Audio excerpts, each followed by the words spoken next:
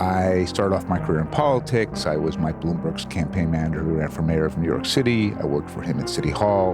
One of the things I love about my work is getting to meet a whole world of busy, overachieving people. I was the deputy governor of Illinois for 4 years. I was Chuck Schumer's communications director in the U.S. Senate. Started my first company in 2010, consulting firm that runs big campaigns on all kinds of issues around the country. Pivoted to tech by running all the campaigns to legalize Uber and ride sharing around the U.S. And within that world, Bradley Tusk ranks among the most productive people I know. Did it again with Clear, launched a venture capital fund in 2016 that invests in early-stage tech startups and highly regulated industries. I teach at Columbia Business School. I've written 3 books. I host a podcast called Firewall, and I write a Substack and a column for the New York Daily News. He also takes on issues that matter to him, like he recently fought and won a battle to make it cheaper to rent an apartment in New York City by getting rid of a fee that equaled a full month's rent. Now, he's focusing on a project to get more Americans to vote.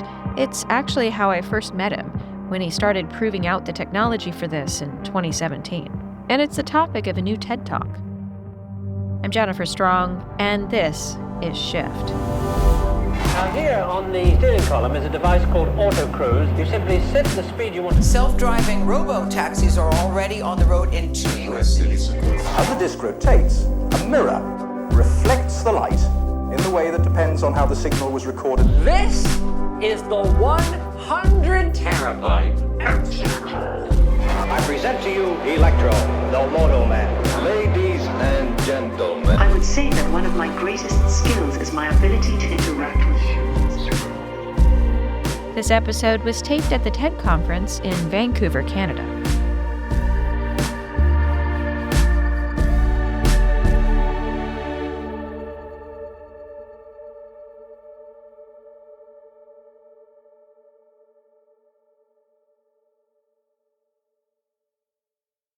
This episode is brought to you by Tools and Weapons, the podcast exploring technology's impact on our changing world, hosted by Microsoft's Vice Chair and President, Brad Smith.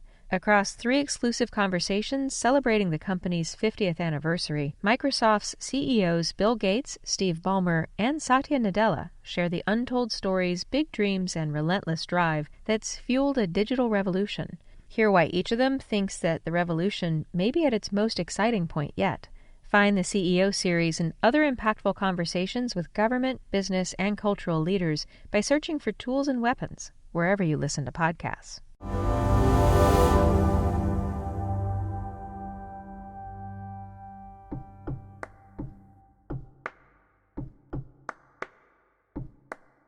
Ultimately, it's very simple. I just want everyone to be able to vote in elections securely on their phones. I think that voting is too inconvenient for too many people, and the turnout clearly shows that that's the case.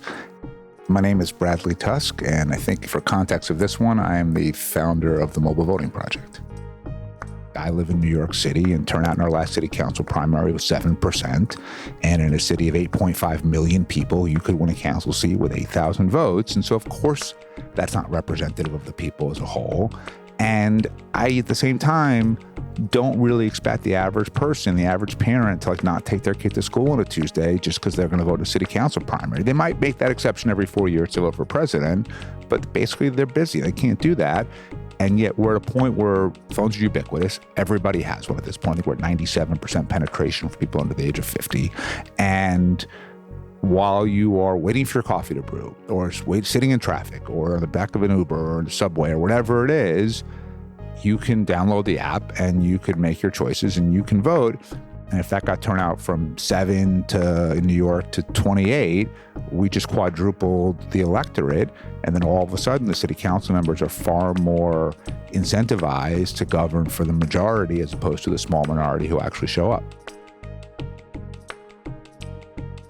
A few different things happened. So the first one was that first 15 years of my career working directly inside of government and politics, it really took one thing away from it, which is every politician makes every decision solely based on winning the next election and nothing else. And because of gerrymandering, the only election that really ever matters is the primary, and primary turnout's typically about 10 to 15%. And who are those voters? They're the far right, or they're the far left, or they're special interests that know how to move money and votes in low turnout elections.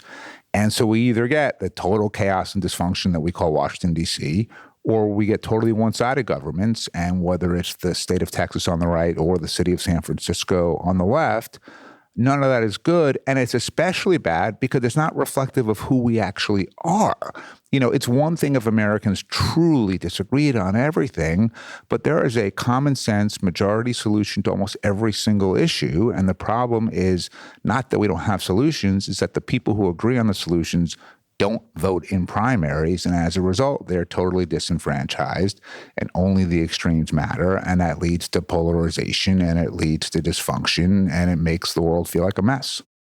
The second part of the iteration was when I was running all those campaigns to legalize Uber. You know, when you think of Uber now, it's this giant $200 billion corporation. But at the time, we were a really small tech startup. Taxi was a big, powerful industry that didn't like us, and they tried to kill us. And the way that we fought back and won is that through the app, we said to our customers, look, if you like Uber, we need you to let your elected officials know. And they did. And eventually millions of people did. And so many people did that pretty much every elected official in America came to the same conclusion, which was, fine, you can have this thing. I don't need the headache. Take it. And what kind of really struck me at the time was the same people advocating for us probably had no idea the name of the city council member they were even reaching out to. And they don't vote in state senate primaries. And they're busy, right? They have kids, they have jobs, they have lives. But when we made it possible for them to reach their politicians on their phone, they did. And so then that question hit me of, well, what if they could vote this way? And that's what led to the mobile voting project. Just to be clear, it's an additional option. So if you really do prefer voting in person or by mail, no problem. Keep doing that. That's great. The problem is turnout would say you don't, right? So the way it works, and try to make it relatively concise, is you'd go on the App Store, you would download the Board of Elections app for wherever you live. They would establish that you're really you through two things. One is called multi-factor authentication. So that's just, and we all live this all the time. Like I always forget my passwords for everything.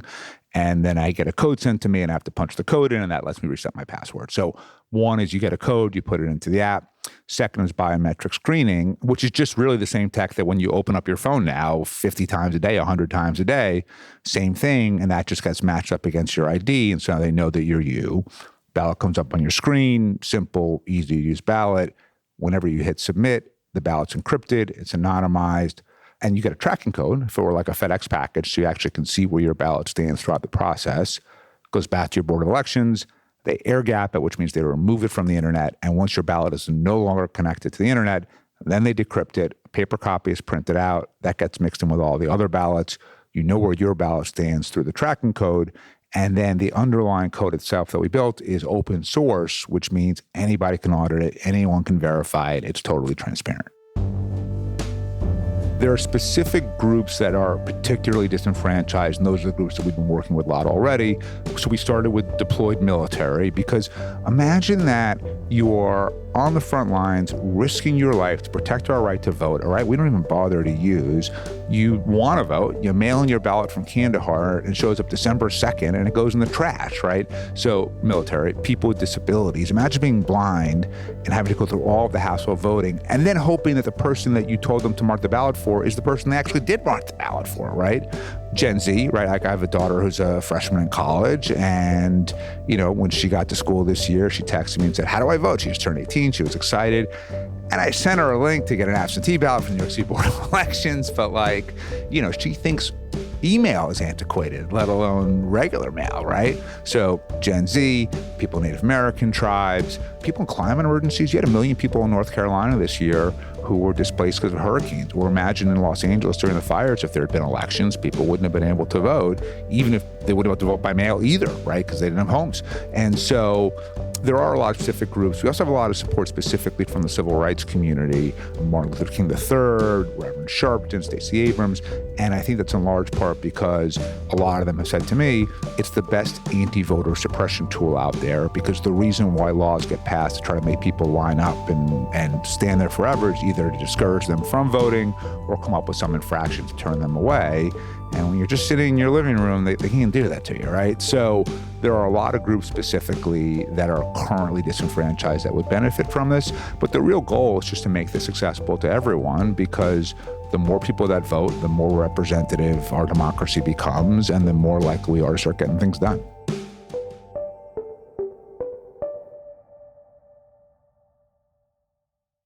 A cluttered desktop isn't just an eyesore, it wastes mental energy, slows down your Mac, and hampers focus. With Clean My Mac, you'll boost both your Mac's performance and your productivity by easily identifying and removing large, unnecessary files, including cache files. Clean My Mac finds outdated files that can be safely removed, so there's no need to worry about losing important documents or photos. Decluttering isn't just about speed, it's about creating an environment that helps you work smarter, not harder. I make a real mess of my machine with all the audio files that go into making this podcast and others, and the Smart Care feature ensures my Mac stays in top shape. With one click, you can free up RAM, manage processes, and even check for malware. So deep clean your Mac, scan for potential threats, and boost performance all with one click. Experience Clean My Mac for yourself. Try it free for 7 days and use promo code SHIFT to save an additional 20% on your purchase at cleanmymac.com. That's cleanmymac.com, promo code SHIFT.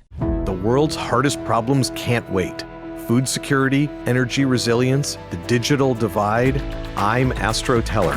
For 15 years, I've worked with inventors and engineers to tackle the seemingly impossible. In the Moonshot podcast, we take you inside X, Google's Moonshot Factory, giving you unprecedented access to the messy, exhilarating journey of turning science fiction into reality. This is the Moonshot Podcast, out now wherever you listen. If you have power, you tend to not like making it easier for others to gain power, right? And while most politicians I talk to would admit privately that they hate being held hostage by the extremes and they hate being told by the far right or the far left what to do, when you say, great, here's how I'm going to free you of that, I'm going to triple turnout in your next election, like, whoa, I know who that 10% is. I don't know who that 30% is. And that makes them nervous. And so some of them are not going to like it. And then you're going to have a lot of special interests that currently have a lot of power, that the more turnout goes up, the less power they have. And that could be the NRA on the right. It could be the NEA on the left, which is going to be very bipartisan in terms of the opposition.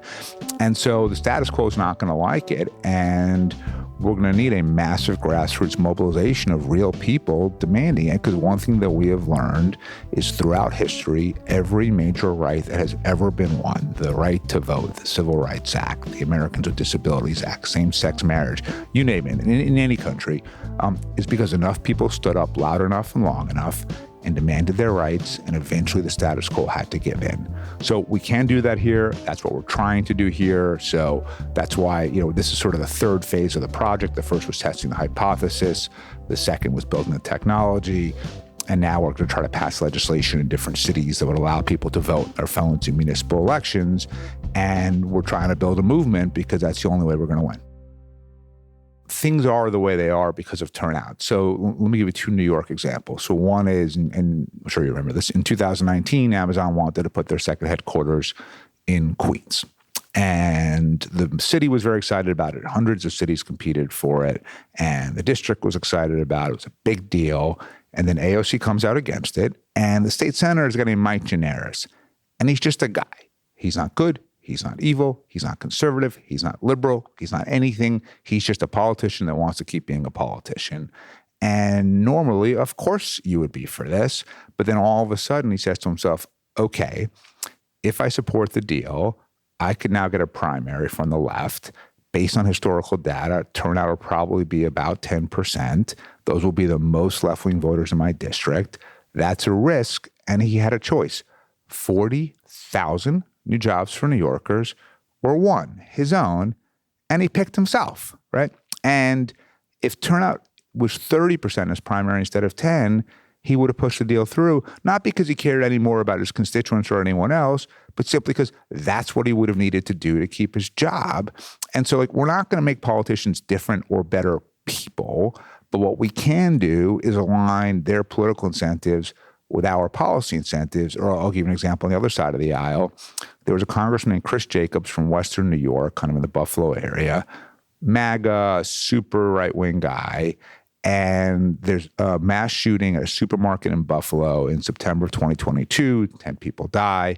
And it happened to be about a mile from his office. And as any decent human being would, he was shook up by it. And he said at a press conference, we got to do something about this. That's all he said.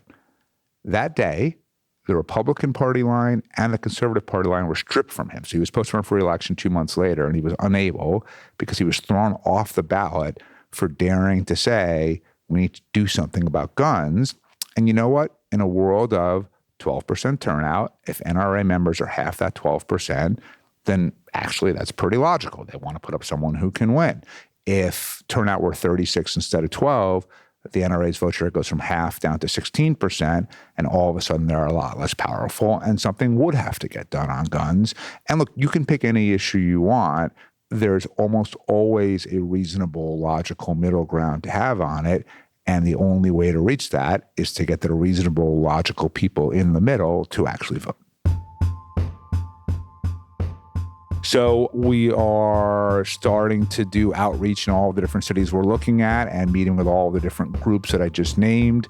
And we're raising money so that we can hit people on the streets and everywhere else and use technology to enable them and do advertising and all the things that a good campaign does. But it's going to be really expensive. I've been lucky to have been able to afford to self-fund this so far, and I'll keep doing that. But the scale now is exponentially greater. And so, look, one of the reasons that I came to TED was I want to get the message out there because I can't do this by myself. It is just too big of a project. And no one, you can do small things on your own, but something as transformational as like changing the way our democracy works, like you need a lot of people bought into it. And so I'm at the phase now where the first part was like, let me see if my idea is even right. Let me see if the tech can be built. I'll cover all that on my own. I feel like I've answered those questions. And now we're at the next phase, which is if this is really going to happen, I need other people to jump in and help me do it. And so my hope is a combination of podcasts like this or speeches like TED or the book that I wrote on this or whatever else can help us rally support politically, financially, and that can get this done.